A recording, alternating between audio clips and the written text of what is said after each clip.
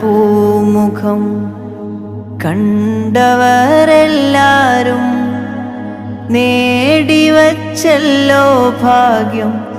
ഞാൻ എന്തൊരു ശൂന്യൻ, എത്ര കാലം പിന്നിട്ടു എൻ്റെ ഈ ജീവിതം. ഒന്നാമുഖം കാണാൻ ഇല്ലേ നിയോഗം. എൻ്റെ അനുരാഗം ഇശൽ മഴയായി റൗളയിൽ കേൾക്കാറുണ്ടല്ലോ.